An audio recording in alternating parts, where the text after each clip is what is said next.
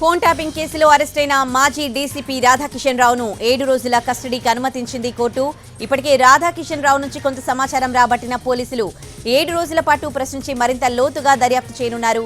విపక్ష నేతలను టార్గెట్ చేయడం, టాస్క్ ఫోర్స్ వాహనాల్లో డబ్బు తరలించడం వంటి విషయాలు రాధాకిషన్ రావు విచారణలో వెలుగులోకొచ్చాయి. ఇప్పుడు పోలీసులు కస్టడీకి తీసుకుని ప్రశ్నిస్తే ట్యాపింగ్ వ్యవహారం మరింత సమాచారం వెలుగు చూసే అవకాశం ఉంది.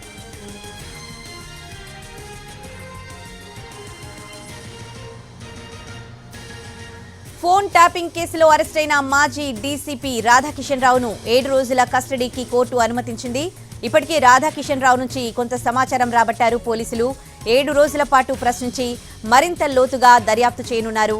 విపక్ష నేతలను టార్గెట్ చేయడం, టాస్క్ ఫోర్స్ వాహనాల్లో డబ్బు తరలించడం వంటి విషయాలు రాధాకిషన్ రావు విచారణలో వెలుగులోకొచ్చాయి. ఇప్పుడు పోలీసులు కస్టడీకి తీసుకుని ప్రశ్నిస్తే ట్యాపింగ్ వ్యవహారంకి సంబంధించి మరింత సమాచారం వెలుగు చూసే అవకాశం ఉంది.